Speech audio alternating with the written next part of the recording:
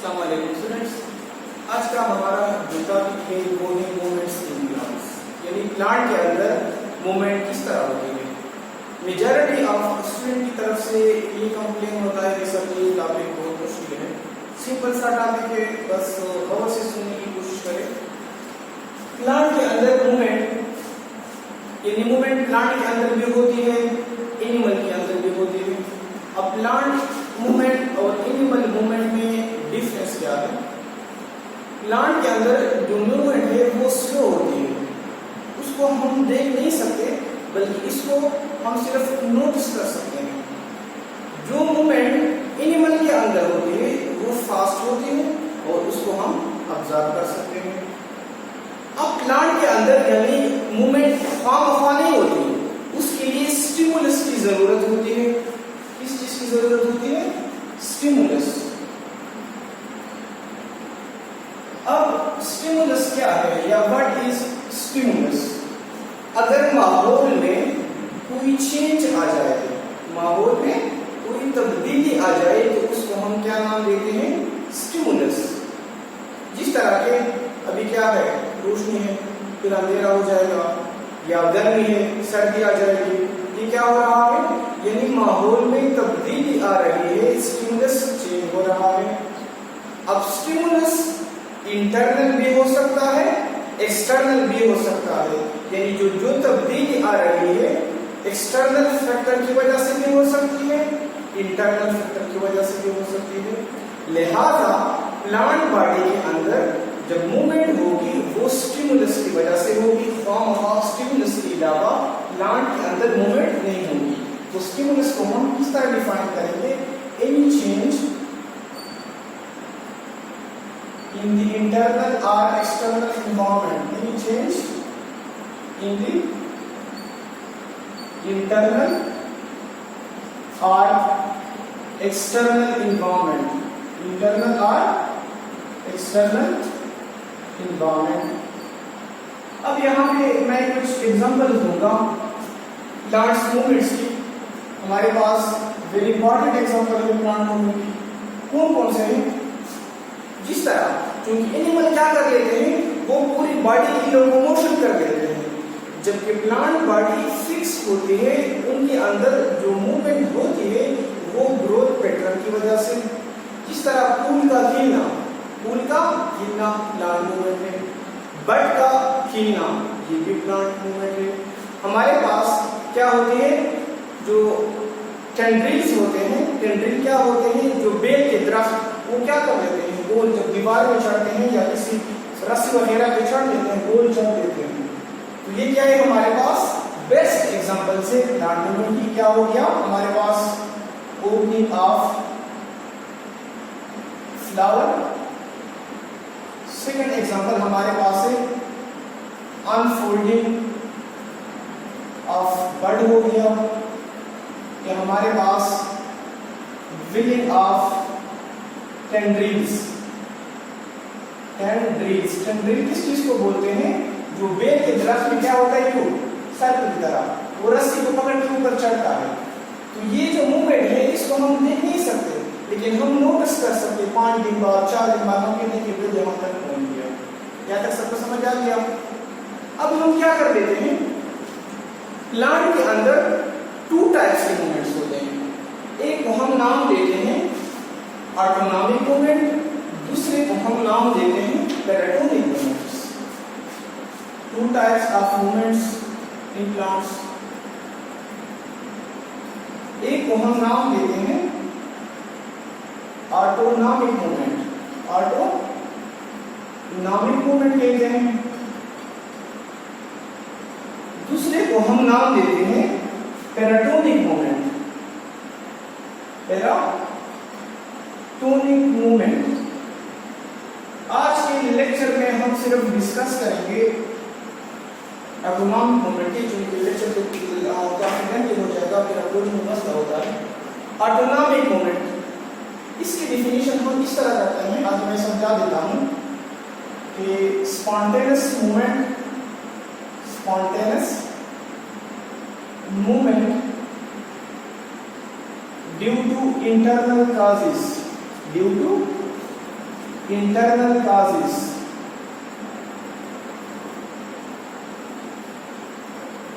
Spontaneous movement यानी खुद ब खुद मूवमेंट होती है। जो ऑटोनॉमिक मूवमेंट है ये इनके जो वजूहात हैं, जिन वजूहात की बिना पे ऑटोनॉमिक मूवमेंट हो रही है ये प्लांट के अंदर मौजूद है, यानी इनकी वजूहात प्लांट के अंदर मौजूद है। किस तरह मौजूद है? प्लांट के अंदर डीएनए होते हैं या नहीं होते? होते हैं ना। तो जो ऑटोनॉमिक मूवमेंट यानी प्लांट के अंदर डीएनए में ये बात कोड हुई होती है, डीएनए के अंदर ये बात मौजूद होती है। यानी हम कहते हैं कि जो ऑटोनॉमिक मूवमेंट है ये बाय बर्थ मूवमेंट है। क्या है? Movement by birth. अब जो बाय बर्थ होता है तो इसके लिए हम वर्ड यूज करते हैं इनहेरिट का। किस चीज का? इनहेरिट का। यानी ऑटोनॉमिक मूवमेंट हम कहते हैं कि inherit inside the plant, inherit inside the plant.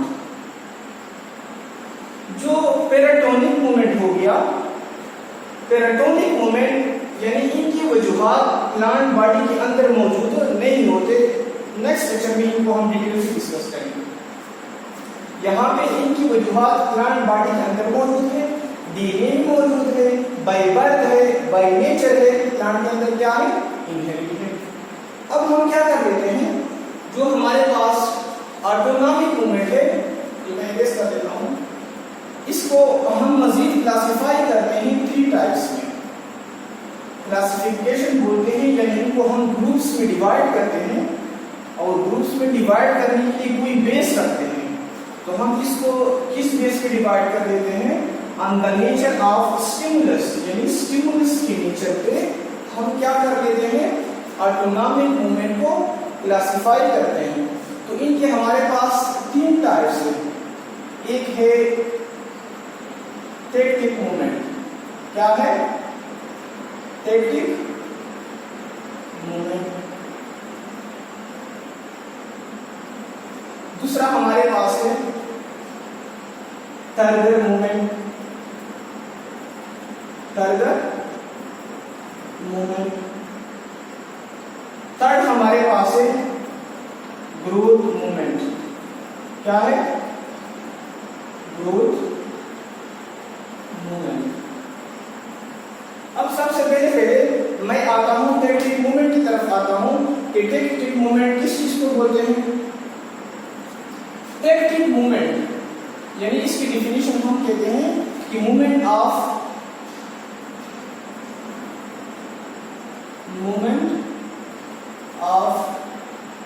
Entire cell और its parts.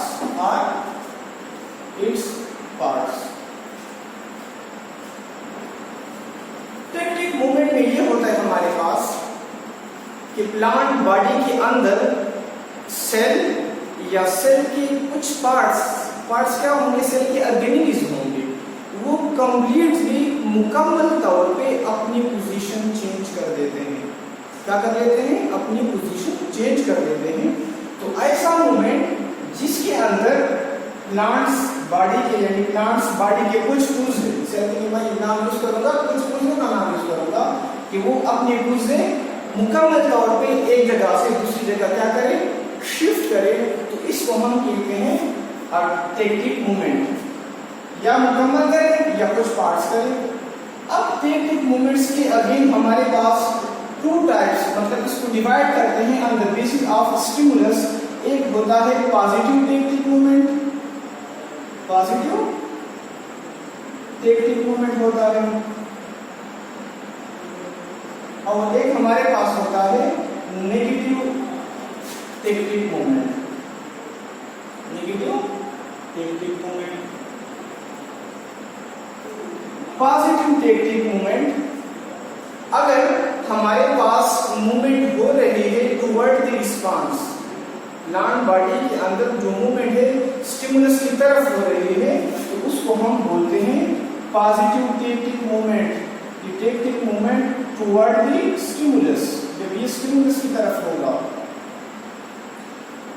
Negative tactic movement कि हमारे पास क्या है? Away from, tactic movement away from stimulus. यहां तक समझ आ गया सबको?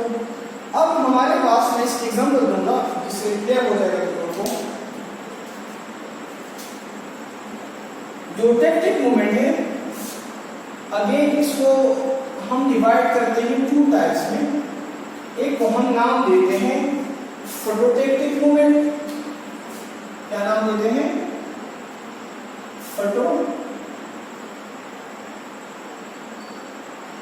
मूवमेंट।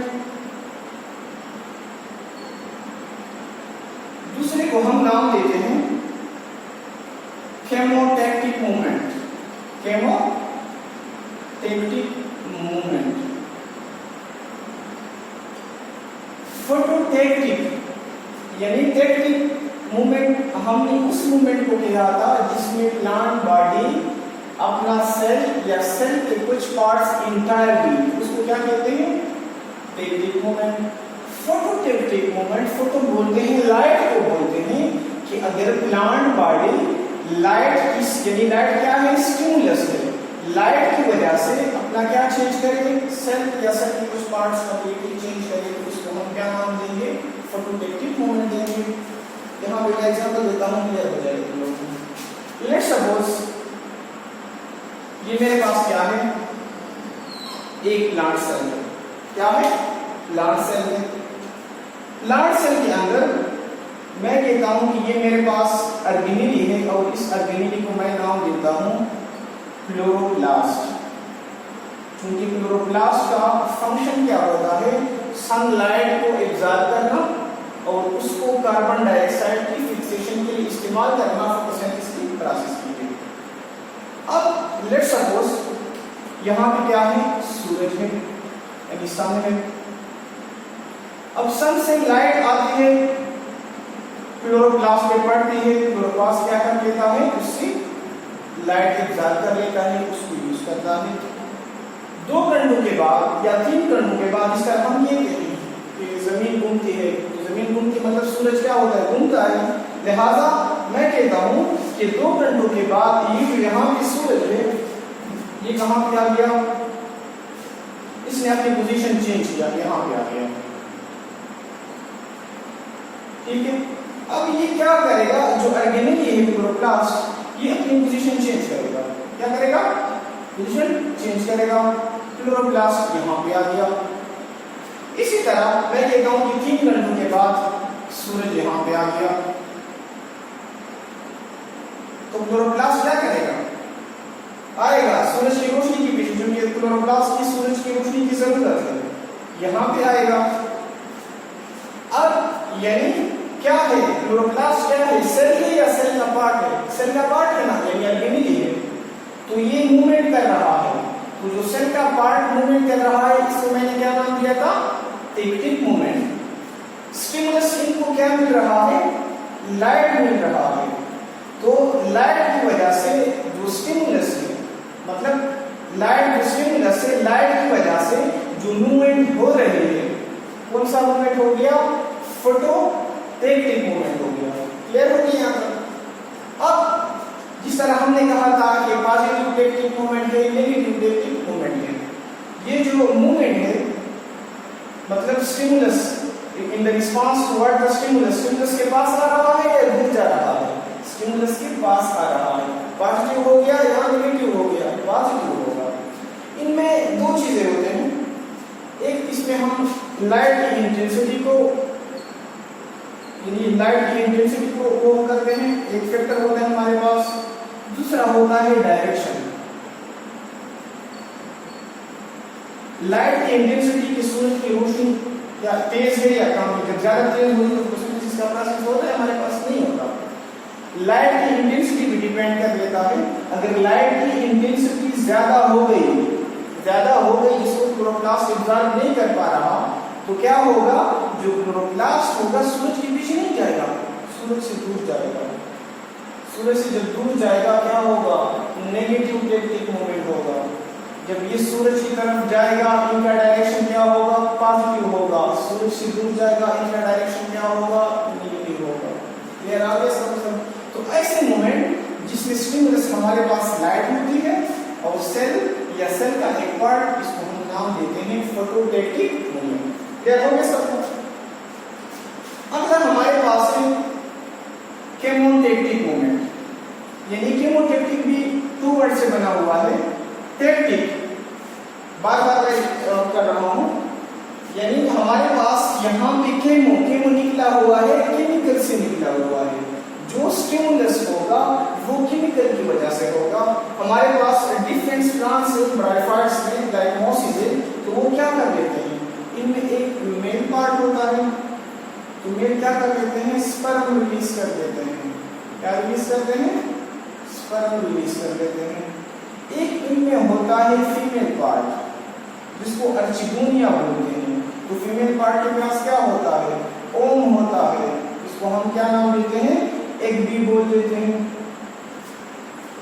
अब स्पर्म जाएगा, ओम की तरफ जाएगा, एग की तरफ जाएगा, लेकिन इस तरह मैंने बता दिया कि प्लांट बॉडी के अंदर मूवमेंट के लिए स्टिमुलस की क्या होगी, जरूरत होगी। अब ये फॉर्म नहीं जाएगा, क्या है क्या है हमारे पास, स्पर्म क्या है, स्पर्म। तो ये वैसे नहीं जाएंगे की तरफ। एक क्या करता है, एक रिलीज करता है, केमिकल को रिलीज कर देता है। इस चीज को, केमिकल को क्या कर लेता है, रिलीज कर लेता है। केमिकल क्या है, इनके अंदर न्यूक्लिक एसिड है। क्या है, न्यूक्लिक एसिड। अब ये न्यूक्लिक एसिड जब आ जाते हैं तो स्पर्म इन न्यूक्लिक एसिड के पीछे चला जाता है, केमिकल के पीछे जाना, और आखिरकार ओम तक क्या हो जाता है, पहुंच जाता है। अब यहाँ पे टेक्निक मूवमेंट है, स्पर्म जा रहे हैं, इंटायर पोजीशन चेंज हो रहा है, केमोटैक्टिक, केमिकल की वजह से। केमिकल क्या है हमारे पास, न्यूक्लिक एसिड को। तो ये हमने क्या डिस्कस किया, टेक्निक मूवमेंट, उसके टाइप्स को। अगला हमारे पास जो मूवमेंट है वो है हमारे पास टर्गर मूवमेंट। क्या है, टर्गर मूवमेंट। डिफिनेशन बुक से तुम लोग याद कर सकते हैं, बस यहाँ से समझने की कोशिश करें। सिंपल सा है, वेरी इजी है एंड वेरी इंपॉर्टेंट है।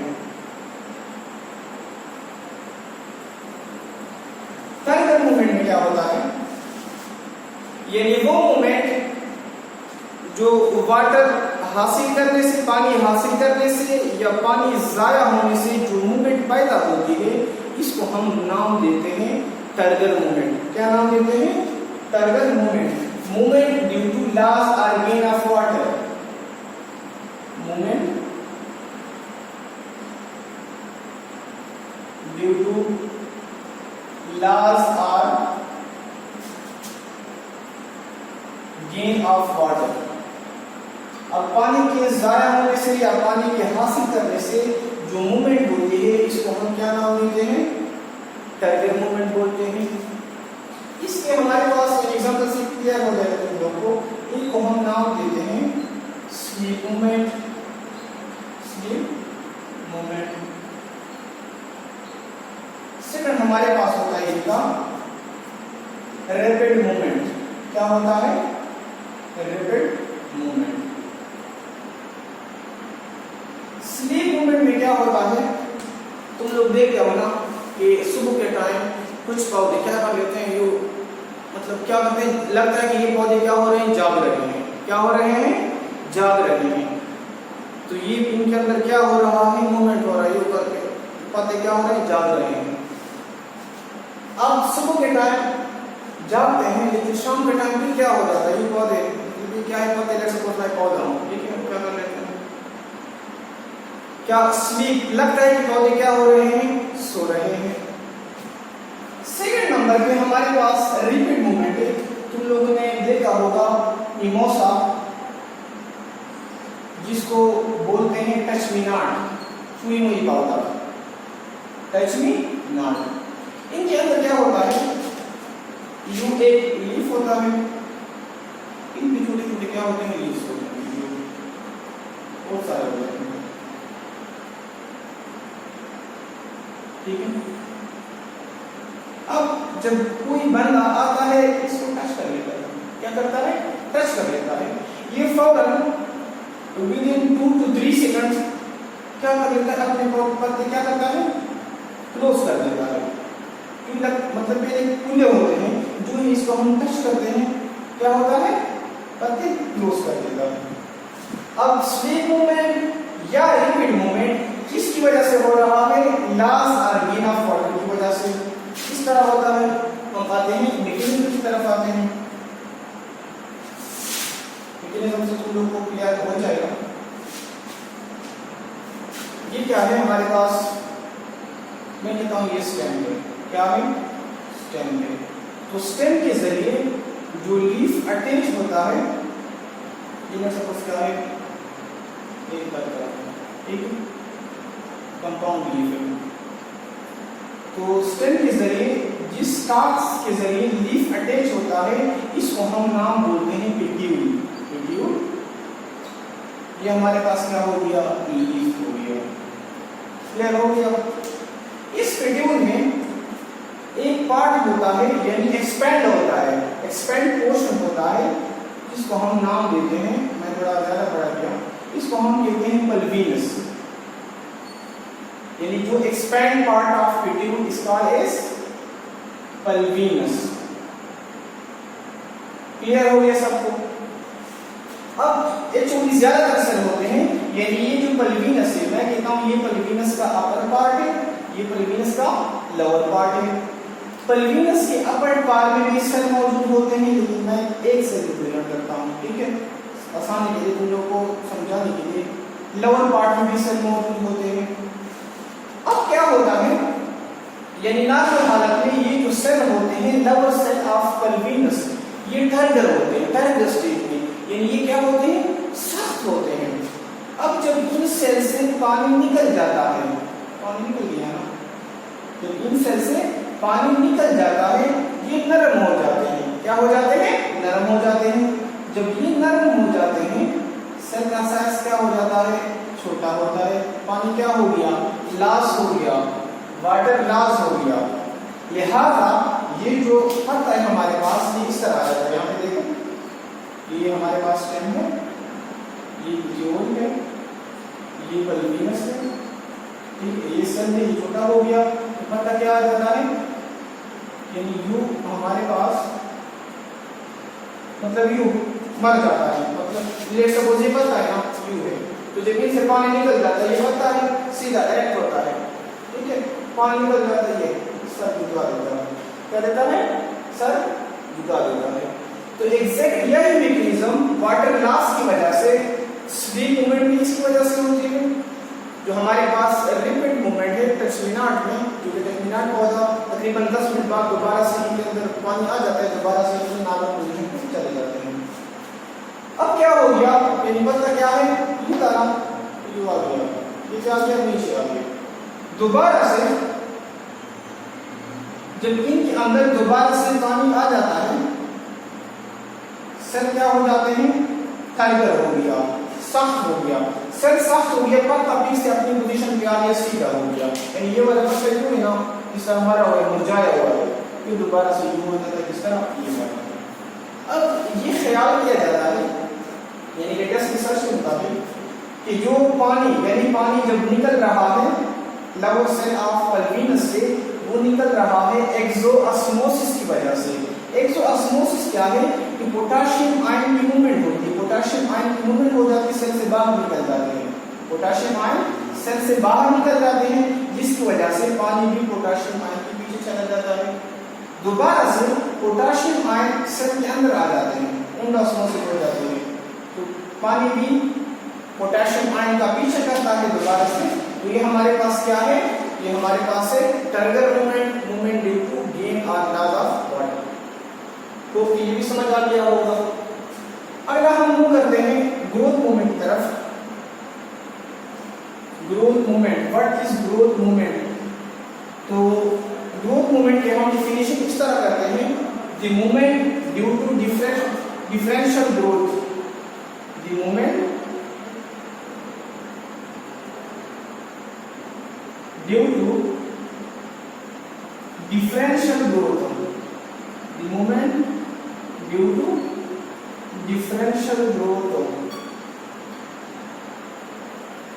अब डिफरेंशियल ग्रोथ का मैं समझा देता हूं, यानी ग्रोथ मूवमेंट प्लांट के अंदर उस मूवमेंट को बोलते हैं, कि लेट्स सपोज लीफ है या प्लांट का स्टेम है या कोई और पार्ट से ब्रांच है जिसके एक हिस्से में ग्रोथ ज्यादा होती है, दूसरे हिस्से में ग्रोथ कम होती है, और इन ग्रोथ के एक हिस्से में ज्यादा होना, ग्रोथ के दूसरे हिस्से में कम होना, डबल ग्रोथ होना, इनकी वजह से जो मूवमेंट पैदा होती है इसको हम क्या नाम देते हैं? Growth movement. ग्रोथ का ज्यादा होना, कम होना, इसको हम नाम देते हैं डिफरेंशियल ग्रोथ।